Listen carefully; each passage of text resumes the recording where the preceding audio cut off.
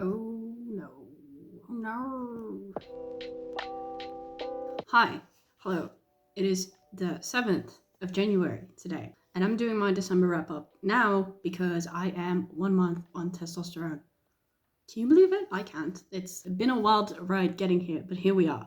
I haven't got that many changes to report, aside from my increase of the use of the word bro and the crazy dreams I've been having. Crazy dreams. Not even wet dreams, just like weird dreams. Super weird dreams.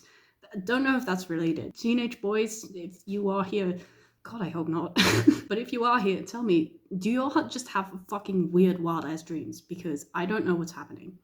Other than that, I think my voice is starting to drop. Anyway, that's been my tea update. I read 15 books since the last time I did a wrap up, my November wrap up, and now we're in January. So this is like December plus the first week of January. And then we're just going to keep going from there for the rest of the year. I've realized it's quite fun to have these videos to look back on and discuss all of the books that I read, because that way I can look back and know what I thought about the books that I read and never forget it like I would if I was reading this many fucking books without keeping track in some way. So this has been great. I'm going to keep doing it. I don't care if no one watches. This is mostly for me, to be honest. Jeanette, I'm sorry, but you're in the way. There she is. First things first, I listened to the audiobook Het Laatste Voorjaar by Minke Douws. That was Dutch, by the way. I'm sorry if you thought you were having a stroke. This was a very long book, or I don't know how many pages it is, but it felt like a really long book. I mostly listened to it at the gym. It started out really great because it's about a woman who, after the loss of her wife, were they married? Partner, maybe. I'm not sure. Anyway, she loses her life partner and then she quits her job. This is like 5 years later, by the way, but that wasn't entirely clear to me for the first half of the book. She quits her job as a German teacher and she decides to ride her bicycle to Yalta, Russia? No, I think it's in Ukraine. It's on the Krim. Because that's where her favorite writer, Chekhov, is from. She's doing like a pilgrimage by bike, which is very Dutch of her. This whole book was very Dutch. I quite enjoyed it for the most part. The thing is, the story about her bicycling to Ukraine from the Netherlands, which is quite a fair fucking distance, it kind of took a backdrop to all of the history that she was telling about herself, and not even so much about her life with her partner, but like mostly about her life as a teacher and as a grieving partner, widow, kind of, I guess, which were interesting things. But at some points, I just thought that she went into those things a little bit too deep, so that the thing about the bicycling kind of fell away. And I thought that was a shame because I love people who bicycle to very far away places, and I wanted to read more about that, but it wasn't so much about that. But the opinions and all the things that she shared so extremely in depth were things that I mostly agreed with and related to. So I liked it, but I just thought it was a little bit too long, maybe. Yeah, I think that's my main complaint here.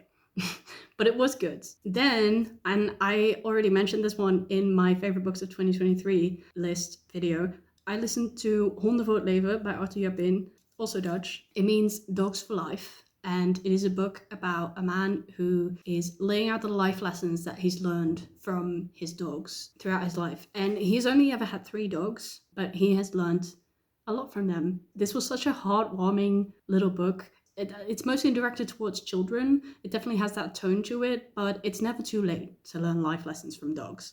Yeah, I'm probably going to be looking for a physical copy of this. I'll definitely be listening to this more often. It's only 50 minutes long, so yeah, it was just lovely. I cried while listening to it, even though I was at the gym.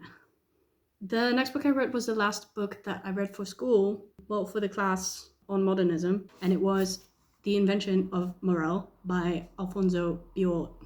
It's not Alfonso. Adolfo Bioy Casares. This is an Argentinian classic that started off the postmodernism movement.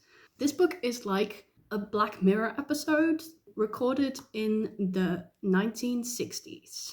Actually, I think it was written in the 40s.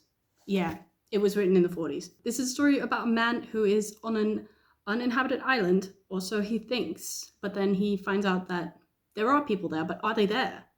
Or are they not? That's the question. It's a very short book. I had fun. I didn't like the main character, but I did think the plot was very nice, and I think that this would make a very cool short film or a Black Mirror episode, potentially. Had some interesting questions about what it means to be alive.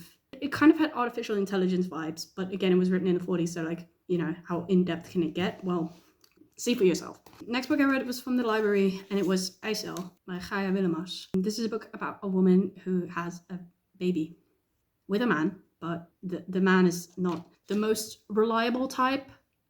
For some reason, she still decides that he's the one she wants to have a child with, which was something that I didn't fully understand and made it quite hard for me to sympathize with her. I also didn't really like her tone. I think a lot of Dutch books have this problem where there is a very thin line between nonchalance and just this very annoying, arrogant tone. She wasn't very annoying and arrogant, but like she was on that ledge, and I didn't really gel with it. I almost DNF'd it, but then the story of the birth was actually quite interesting and reeled me back in, and then the ending also reconciled with me. So I liked it. It wasn't a favorite. It didn't fully work for me, but it wasn't bad. I don't know. Sorry, I'm not stopping with a Dutch book. I was on a roll, because the next book I listened to in the gym was Fuzzy by Hannah Barefoots. Hannah Barefoots has had, I think, one book in translation, so you might have heard of her. This book was about weird little balls of fuzz. I don't really know what they look like. That's the best way to describe them. Who talk to people. I don't really know what was going on exactly, but there were some interesting conversations being held in this book. It had a lot of characters though, and it was very hard to keep track of in audio form. That's what I'll say about it. There was just a lot going on, and I didn't follow all of it. The next book I read was also from the library, and it was Hot Milk by Deborah Levy, which has been recommended to me many, many, many times by my friend Alex. This book is about a woman in her 20s who goes along with her mother to the south of Spain to go to a clinic where her mother's health issues can maybe potentially be solved. However, the thing about her mother's health issues is that they are very vague and possibly not real. And in the meantime, this young woman is discovering herself and her own place in the world and what she wants out of life, outside from taking care of her mother. I thought this book had a very lively setting, felt very vibrant. Yeah, I really felt like I was there while I was reading it, which is cool. I like the south of Spain, so that works out. There's a little bit of a queer romance in here. It's not entirely the point of the book. I think this book also had like this very like nonchalant tone that I'm not usually that much of a fan of. In this case, it kind of started to drag for me at around the halfway point, but then as I kept going, but something happened that kind of turned it around for me and kind of reeled me back in. And from then on, I really started seeing the point of the book and what this character was going through. And there were also some interesting time jumps happening and plays on tense and form. I think I liked this book a lot better in hindsight than I did as I was reading it, but it was quite good. So thank you for the recommendation, Alex. The next book I read, actually I was reading this all along, alongside most of these other ones. It was After Sappho by Selby Wynne Schwartz. I could only read a chapter a day of this because the writing gave me whiplash. This book is about historical lesbians, which is my favorite topic, period. Especially in literature and arts. And these were all writers and artists. So love that for me. That was excellent. It's written beautifully, by the way. The prose is absolutely gorgeous. It's so lyrical and beautiful and so rich, full of beautiful, gorgeous words. And I am a sucker for that. So I loved it for that. But the structure of it was wild. It's written in very short fragments and it keeps jumping back and forth from person to person and from year to year. There's kind of a common thread throughout, but it takes a while to find that. And every time a new chapter starts, you kind of have to realign yourself with what is going on and who all these people are. And it's a lot. I get that this book is not for everyone, but it is for me. This is my niche special interest that I am obsessed with. I'm going to put it on my favorite shelf later because there is so much in here that I want to refer back to at later points, that I want to read more about. There's a lot of people mentioned in here that I'd never heard of before who sound really extremely interesting. There was a whole chapter in here about Virginia Woolf and Radcliffe Hall writing Orlando and The Well of Loneliness, respectively, which are two books that I am obsessed with in concept. they were written in the same year, but I never really thought of them as contemporaries. I never really thought of these writers as people who knew each other, but they did. I mean, they were in the same circles, and that's really cool to me. This has just given me a lot of food for thought, and it's made me very excited about literature and lesbians and art and queer history. That's why I love it very much, but I don't know if I recommend it to everyone. Then alongside that, I also read this, Come Close by, Sappho. It was nice to read her poetry alongside that book because obviously Sappho is also referred to quite a lot in that book. However, this specific edition was translated by a man. I don't even know what man. I'm not going to look him up because in After Sappho, the translations she refers to are the translations by Anne Carson, and those appear to be quite good. These ones, however, I don't think these are capturing the spirit of the poems that Sappho intended. None of them really hit home for me. None of them really sparked anything in me. Like even, the line, someone will remember us even in another time, that line.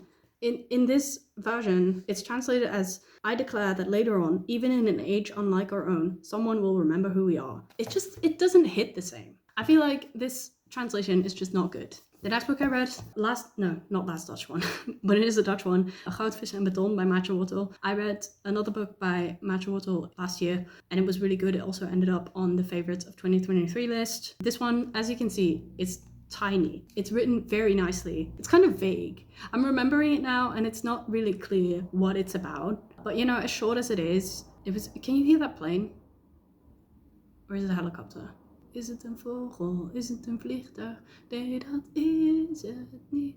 Okay, it's gone. It was short enough for the vagueness to be very nice to just lose yourself in for a while. I just thought it was very beautifully written. I really very much enjoyed it. Then I squeezed in another audiobook before the end of the year, and it was Deze autist ging naar Japan by Bianca Toeps, which is a book about an autistic woman who moves to Japan, and then she talks about Japan. I'll come back to it later because she wrote another book before this that I listened to a few days later. So I'll get into it then because they kind of tie together, and I feel like there was no need for her to have written this book. So I'll just talk about the other one. Next, I finished Las Brujas by Roald Dahl. It's probably just called The Witches in English. It's my first book that I read in Spanish. I'm very proud of myself. It went very well. I've been learning Spanish on Duolingo for 2 years. I probably could have read this way before now because I realized while I was doing it that it was not that hard. It's so much easier to follow along a story than to just translate random sentences without context. The thing about reading in another language, you don't have to translate everything in your mind as long as you can just follow along. That's so much more helpful to learn a language than the constant translating that we're doing when we do like normal ways of learning a language. This is actually pretty much how I learned English, so I'm planning to learn Spanish the same way. I'm probably going to the library tomorrow to pick up another random book from the Spanish section. It's not that big, so there's not that many options. On the book itself, I mean, you know it probably. If you don't, you haven't missed much. Then I read The Last Jeanette Winterson of the Year, Christmas Days. This is a book of 12 short stories and 12 recipes for the Christmas days. I have said things about Jeanette's short stories before in The Night Side of the River. I didn't like them very much. I didn't like them very much in here either. But the recipes were things that I would absolutely never make and never eat. No offense to British people, but I do not trust your taste in food. However, they came with personal anecdotes and stories, just beautiful writing and reminiscing on people in Jeanette's life who have left these recipes to her. The stories that came out of that were really good and heartwarming, and I did love those parts. This book was, it was a better experience than The Night Side of the River. Still not a favorite, but nice to read around Christmas time. Oh, wait. Around 15 Jeanette Winterson books. I think I have like 3 more to go, and then that's it. I don't want to get there.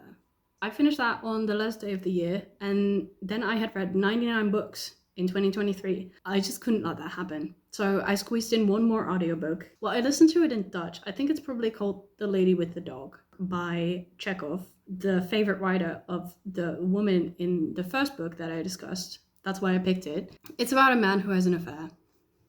It was an hour long. I listened to it on 1.5 speed. It didn't make a very big impression on me, to be honest.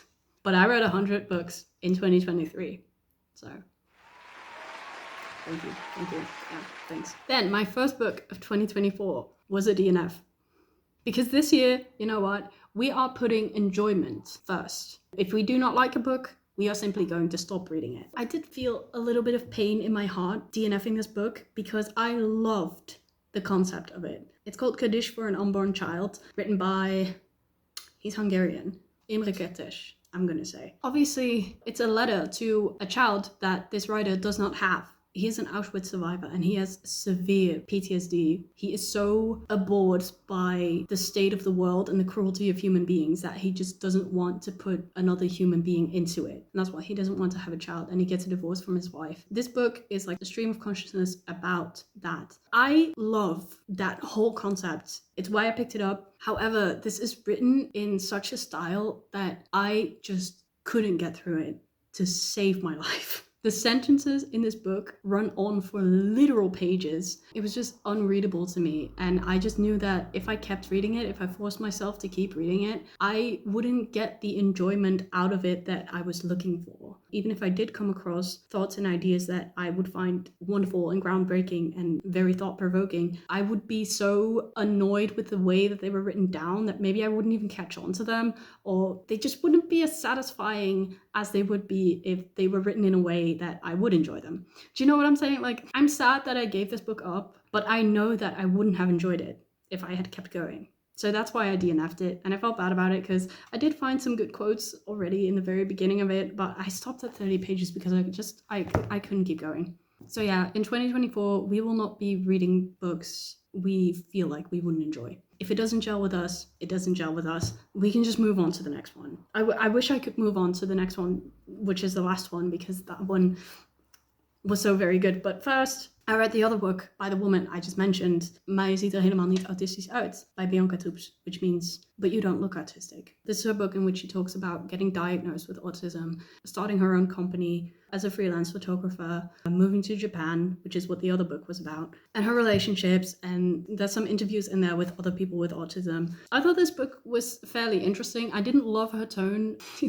I have a lot of problems with people's tones. I think I'm allowed. The thing is, she's an influencer. Also, this was an audiobook and she read it herself and she was doing like the voices and like quirky little intonations, and I just hated that. But the things that she said, they were relatable and they were refreshing to hear from someone like that, I suppose. I think the book has been translated into English, so if you're interested in personal experiences with autism, that book might be fun to look into. What I wanted to say about the other book is, so she moves to Japan because she thinks that Japan is a bit more suitable for people with autism. And I thought that was a very interesting concept, which is why I listened to the second book, because it's more quiet there. People really mind their fellow person and try as hard as they can not to bother them. And that's really ingrained in the culture there, which really satisfied her and her autism. However, nothing she said in that other book that I found interesting wasn't already in that first book.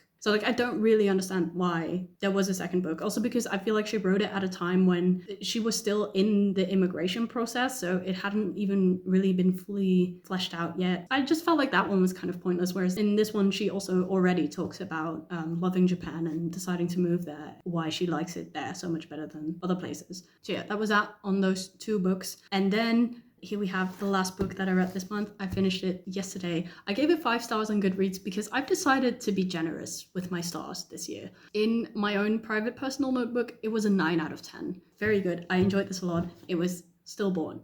Wow, you can see everything. That's my staircase. Okay, anyway. Stillborn by Guadalupe Nettle. I read somewhere that the original title of this book was La hija única, which means the only child, which I think would have also been a very good title. The only child.